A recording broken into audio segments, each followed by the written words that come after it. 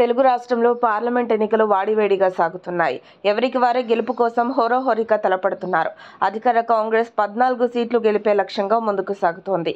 వ్యూహాత్మకంగా గెలుపు దిశగా అడుగులు వేస్తోంది. ఈ క్రమంలోనే లోక్సభ ఎన్నికలకు రోజులు దగ్గర పడుతున్న కొద్దీ సీఎం రేవంత్ రెడ్డి తన ప్రచారంలో దూకుడు పెంచుతున్నారు.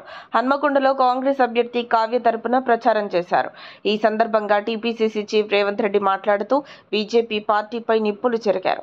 తెలంగాణ సహా దేశవ్యాప్తంగా బీజేపీని డకౌట్ చేసి గుజరాత్ను ఓడించాలని ఓటర్లకు పిలుపునిచ్చారు. విభజన చట్టంలో యూపీఏ ప్రభుత్వం పేర్కొన్న పరిశ్రమలు, ప్రాజెక్టులను మోదీ సర్కార్ రద్దు చేసిందని, కాజీపేటలో రైల్వే కోచ్ ఫ్యాక్టరీ, బయ్యారంలో ఉక్కు పరిశ్రమ నిర్మించాలని విభజన చట్టంలో ఉన్నాయన్నారు. హైదరాబాద్కు ఐటీఐఆర్ ప్రాజెక్టును కూడా యూపీఏ ప్రభుత్వం మంజూరు చేసినట్లు తెలిపారు. తెలంగాణకు రావాల్సిన నిధులను మోదీ గుజరాత్కు తరలించారని ఆరోపించారు. ఈ సందర్భంగా గులాబీ అధినేత కేసీఆర్పై నిప్పులు చెరిగారు సీఎం రేవంత్. అధికారంలోకి వచ్చిన 3 నెలలకే తమ ప్రభుత్వం పడిపోతుందని కేసీఆర్ అంటున్నారని, కానీ సీఎం పదవి నుంచి దిగిపోవడానికి తాను అల్లాటప్పాగా రాలేదని, తొక్కుకుంటూ వచ్చానని పేర్కొన్నారు. 10 ఏళ్లు విధ్వంసం సృష్టించిన కేసీఆర్ మళ్లీ వచ్చి ఓట్లు అడుగుతున్నారని మండిపడ్డారు.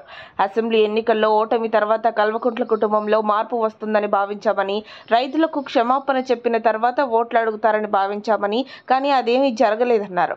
వరంగల్ నగరానికి అండర్ గ్రౌండ్ డ్రైనేజీ ప్రతిపాదనలను తీసుకురావాలని సభా వేదికగా అధికారులను ఆదేశించారు.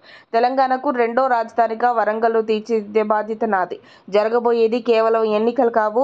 ఈ మహా సంగ్రామంలో కాకతీయ పౌరుషాన్ని చూపించి ఢిల్లీ సుల్తాన్లను ఓడించాలి.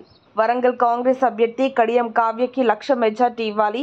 ఓటర్లకు సీఎం రేవంత్ పిలుపునిచ్చారు. కాంగ్రెస్ క్షేత్రస్థాయిలో బలంగా ఉండటం, బీజేపీ హవా లేకపోవడం వంటి కారణాల వలన వరంగల్లో కడియం కావ్య కాంగ్రెస్ జెండా ఎగురవేయడం ఖాయంగా కనిపిస్తోంది. మరిన్ని అప్డేట్స్ కోసం మా కాయ్ టీవీని సబ్స్క్రైబ్ చేసుకోండి. మా వీడియో కనుక మీకు నచ్చినట్లయితే లైక్ చేయండి, షేర్ చేయండి.